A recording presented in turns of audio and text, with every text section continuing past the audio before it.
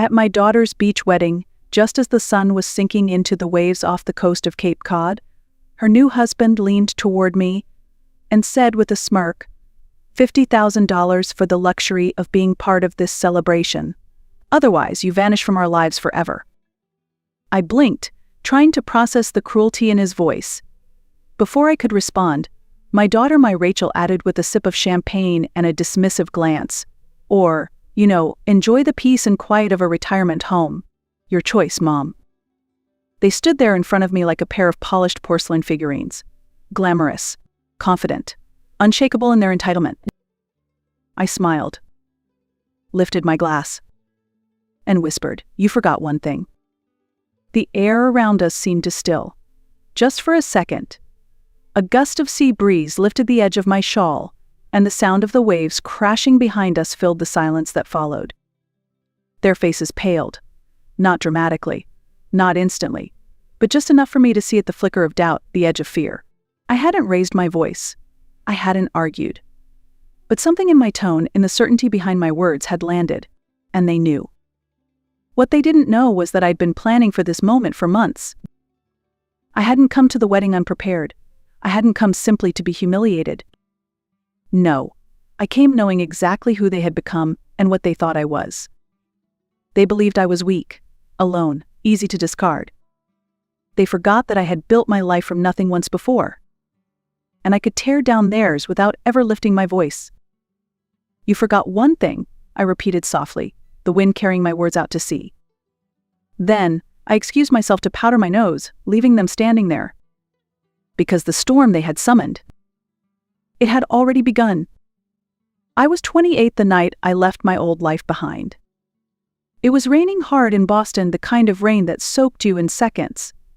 The windows of our cramped apartment rattled with every gust of wind, but inside it was the silence that chilled me most.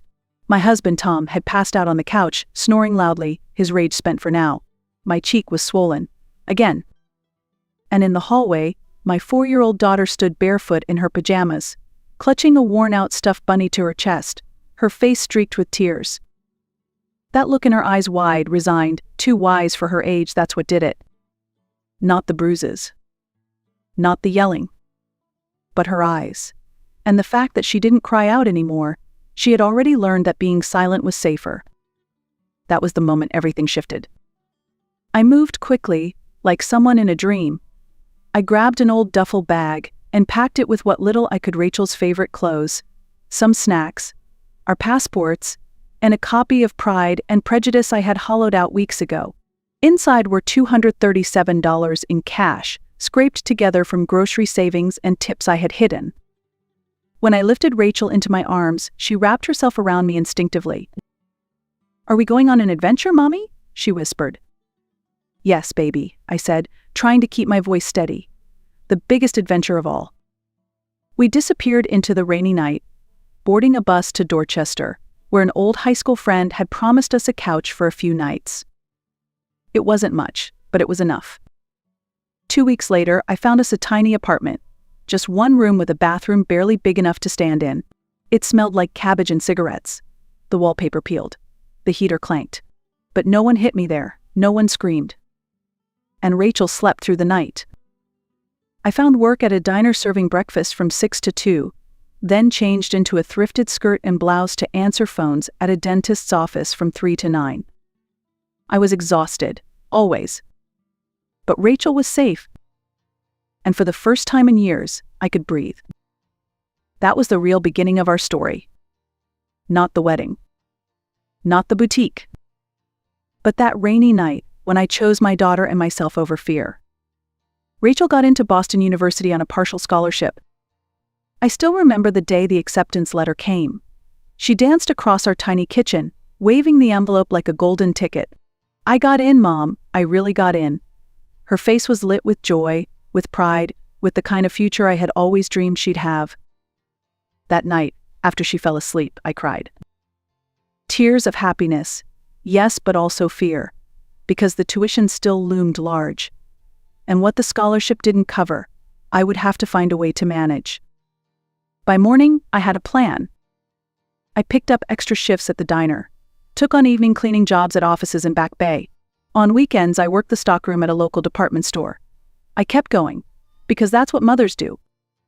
And Rachel thrived, and Kimi Caesar-ding. She studied hard, made friends, even started dressing more professionally, sleek blazers, elegant heels. When she came home for visits, she'd tell me about her marketing classes, her group projects, her dreams of launching something big. A brand, a boutique, something elegant and modern. She spoke about it with stars in her eyes. After graduation, the call came at nearly midnight. I had just gotten home from a double shift and was about to collapse into bed. "Mom," she said, her voice trembling, "I think I found it." A storefront, small, but full of character. Exposed brick, original hardwood, big windows. "It's perfect," she said breathlessly. "I can see it all. The displays, the collections, the feel of it. But I need help. I need startup money. I know it's a lot to ask, but..." "How much?" I asked. She hesitated. 97,000. The number knocked the air out of me. That was more than I had in savings. But then I thought of the one thing I protected all these years, my retirement fund. Modest, but consistent. Every paycheck, every month, a little tucked away for a someday that never quite came. I met with Sarah Miller the next day, my friend from high school, now a paralegal at a respected Boston law firm. Years ago, I'd let her sleep on my pull-out couch when her marriage fell apart. Now she sat across from me in a downtown office, reviewing the paperwork to liquidate my future. "You're sure about this?" she asked. "I'm sure." But Sarah wasn't done. She added something extra: partnership papers. "You'll retain 51% ownership," she said firmly. "Rachel will be the face, but you'll be protected." I hesitated, but she insisted. "This isn't about control. It's about security for both of you." Rachel signed the papers without reading them. She was too busy dreaming. 3 months later, Rachel's closet opened with cheese platters, plastic flutes of sparkling wine, and a stack of handwritten invitations. I stood in the back, watching her shine. The boutique was beautiful. She was radiant. And I was happy to be her silent partner. Because this was the dream. Ours. For a while, everything felt like it was falling into place. The boutique grew slowly at first. Sales were modest. Rent was tight. Rachel worked 14-hour days, window displays late into the night, back and forth with designers, running her own social media, answering emails herself. I helped in the background, restocking inventory after closing hours, keeping the books clean, paying for unexpected costs without ever mentioning them. Then one day, everything changed. A girl from college, Elisa, I think, came by the store. She was one of those rising lifestyle influencers. She tried on a cobalt blue sheath dress and posted a photo on Instagram with some flattering caption. The next morning, there was a line outside the store. By that afternoon, Rachel had sold out. Suddenly, Rachel's closet was on the map. She was featured in local magazines. Other influencers dropped in. Customers came from across the city. In 6 months, she was eyeing the vacant space next door. I watched it all with joy swelling in my chest. I only visited after closing. That was my choice. I knew I didn't belong to her new, elegant world, the gleaming shelves, the minimalist decor, the polished customers in designer heels. I came late, wearing the same old sweaters and sneakers I'd worn for years, always careful not to disrupt. "Mom, you should come during the day sometime," Rachel would say casually. "Your world, not mine," I'd smile. "I'm just happy to see it grow." But one night, I came by earlier than usual, holding takeout in a paper bag to surprise her. She was at the counter, chatting with a customer. I stood quietly by the racks, listening. "You've created something amazing," the woman said. "How did you pull this off right out of college?" Rachel smiled, confident and glowing. "I built it from nothing," she said. "Just hard work and a clear vision. No one handed me anything." Her voice was light. Her words were knives. "I built it from nothing. Nobody handed me anything." I turned and left without saying a word, the bag of food still clutched in my hand. Outside, I leaned against the brick wall, trying to steady my breath. That was the night I realized I had disappeared from her story. Not just quietly, not accidentally. Erased. I wasn't part of the narrative anymore. I was just the shadow behind the light. A few months after that night, Rachel met David Harrington. She introduced him briefly at a Chamber of Commerce gala, where she was being honored as one of Boston's top entrepreneurs under 30. I had gone with her my first time stepping into her world, in public dressed in a clearance rack navy dress, and with my hair done at a salon for the first time in years. David was polished, wealthy, confident.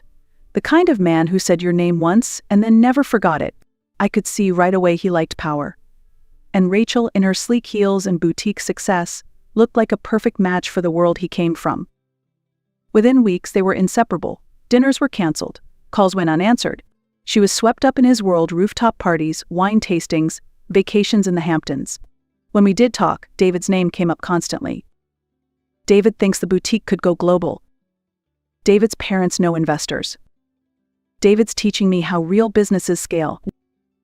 He spoke in buzzwords, and she repeated them like scripture. Then one day, I learned about their engagement from Facebook. A photo, her hand on his chest, a diamond the size of a grape sparkling in the sunlight. I said yes to forever, the caption read. No phone call, no warning. I called her that night. "Oh, Mom," she said, breathless with excitement. "I was going to tell you, we've been celebrating. Isn't it amazing?" Amazing wasn't the word I had in mind. 2 days later, I received a message that wasn't meant for me. It was a screenshot from David to Rachel. "Your mom can't sit with my family at the dinner. My parents would be horrified. Put her at the vendor table." I stared at the screen, waiting for her reply, waiting for her to stand up for me. But no defense came. Just another message to me 7 minutes later. "Mom, can you believe the florist wants $1,200 for eucalyptus branches? This wedding is so stressful." That night, I stopped by her apartment, unannounced. She wasn't home, but her laptop was open on the kitchen counter. And there it was. A tab labeled FMA Management. A full strategy document. Bullet points outlining how to keep me out of sight at key moments, how to extract maximum financial support while minimizing my visibility. A comment from David: "After the wedding, it'll be easier to create distance." I closed the laptop and stood in silence. They weren't just forgetting me. They were planning to use me and discard me. And that's when I called Sarah. "I need you," I said. "And I need you not to ask questions yet." Sarah didn't hesitate. The very next day, we met in her home office. Legal pads, file folders, and coffee mugs filled the room like a war room in progress. "If I activate my majority ownership," I asked, "what does that actually allow me to do?" Sarah looked me in the eyes. "It means you can initiate a full audit, freeze the business accounts, revoke any unauthorized contracts, and if necessary take back control of operations." I nodded. "But I won't move unless they give me a reason," I said. She raised a brow. "What will the trigger be?" I didn't answer then. But I knew. And it came on Rachel's wedding day, on that Cape Cod beach, under strings of fairy lights and soft jazz floating from rented speakers. When David turned to me, drink in hand, and said with a smile too polished to be sincere, $50,000. Pay it or vanish forever. When Rachel, in her custom white gown, echoed him with a tone so casual it cut deeper than any scream, or enjoy your solitude in a retirement home. That was the moment. The one they never saw coming. I lifted my glass slowly, savoring the bitter champagne, then whispered the words I had rehearsed in my mind for weeks. "You forgot one thing?" Their smirks faltered. The flicker of fear in their eyes was brief, but it was there and it was all I needed. "I need to powder my nose," I said lightly. Then I walked away, heels clicking on stone, heart calm for the first time in years. Not out of revenge, but because the moment had arrived. The signal was ready. And so was I. I didn't go to the restroom. Instead, I walked past the marble-floored corridor, across the deck, and down the narrow wooden boardwalk that curved between the dunes.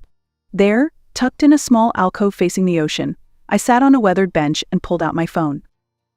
The sun was setting, casting gold over the waves. I typed one sentence. "Sandcastle time." "Within moments," Sarah replied. "Understood. Packages delivering now. Legal team standing by. Are you okay?" I stared at the horizon for a long beat, then responded. I will be. 7 minutes. That's how long I stayed on that bench. Just long enough to let go of the last strand of hope that my daughter would choose love over image, truth over performance. Then I stood, brushed the sand from my shoes, and made my way back toward the reception, this time from a different angle, staying along the outer path to observe unseen. The unraveling had already begun. The wedding coordinator approached David's parents first. She handed them a sealed envelope with calm professionalism. This was delivered for you, Mr. and Mrs. Harrington. Similar scenes played out at tables around the venue. Every envelope went to someone who had unknowingly invested in Rachel's closet under David's guidance. Inside each envelope, a legal notice of immediate audit, notification of asset freeze, and Sarah's team's detailed explanation of financial irregularities and unauthorized actions. It didn't take long for concern to spread. David's father was the first to react. His face darkened as he read. He rose abruptly, napkin falling to the floor, and made his way across the venue with thunder in his eyes. Meanwhile, phones buzzed. Rachel's company email, now under my access, sent automated messages to all vendors, clients, and board members. Subject line: immediate business hold, pending legal review. I stepped out of the shadows and walked along the edge of the gathering. David's voice was low and urgent, arguing with his father. Rachel stood frozen, holding her champagne like a shield, her face pale beneath the makeup. Then she saw me. "Mom?" She rushed over, panic rising. "What's happening? Everyone's getting these insane emails about the boutique." I looked her in the eye. "Not insane," I said evenly. "Accurate. I'm exercising my rights as majority owner." David appeared beside her, jaw clenched, the smooth polish gone from his expression. "What have you done?" he hissed, voice low. "I've protected my investment," I replied calmly. "Did you think I wouldn't notice the unauthorized investors? The missing funds?" Rachel's eyes darted. "We can explain, Mom. Please, it was just temporary. We were going to pay it back." "To fund David's side project," I said. "A real estate venture he wasn't confident enough to pitch to his own parents, so he funneled money from the boutique instead." David's face drained of color. Across the lawn, his father was now speaking furiously with a couple holding another envelope. "You have no idea who you're dealing with," David said through clenched teeth. "My family." "Is that why your father looks ready to disown you?" I asked, nodding in the man's direction. "I wonder how he feels about you using a boutique as a personal piggy bank." Rachel looked at me, tears filling her eyes. "Mom," she whispered, "you have to fix this. Please. Everything we've worked for." I cut her off gently. "Everything I worked for." She reached for me, desperate. "I'm your daughter, your only child. You can't do this to me." I paused. That old instinct to protect, to forgive stirred for one final time. But then I remembered the spreadsheet, the vendor table, the silence after the betrayal. "I already did," I said softly. "You showed me what I meant to you. I just finally believed it." David's phone rang. Rachel's buzzed again. Emails, legal notices, repercussions. They spiraled into panic. And I turned and walked away. Through the chaos, through the whispers, through the shame that no longer belonged to me. My heels clicked across the wooden deck, steady and sure. Not angry. Not broken. Just done. I left the reception without another glance. At the edge of the property, I slipped off my heels and stepped onto the cool sand, letting the ocean breeze wash over me. With every step away from that glittering disaster, I felt lighter, freer. 3 miles down the beach, Sarah waited in her gray sedan, the engine quietly running. She didn't ask questions, just smiled and opened the passenger door. We drove in silence for a while, the coast blurring past in the rearview mirror. I didn't need to look back. I already knew what I was leaving behind. Not just a wedding. Not just a betrayal. But a lifetime of being needed only for what I could give. Now, I was choosing something else. In a quiet town north of the city, a new storefront awaited, modest, untouched, mine. I would open something small, simple. Built not on sacrifice but on joy, not for anyone else's validation, just for me. Let Rachel have her spotlight. Let David rebuild his image. I had no revenge to savor, only peace to protect. For the first time in decades, I wasn't someone's mother, someone's backup plan, someone's savings account. I was just me. And that was finally enough. If this story moved you, don't forget to hit that like button, it helps more than you know. Have you ever had to walk away to find peace? Share your thoughts in the comments below.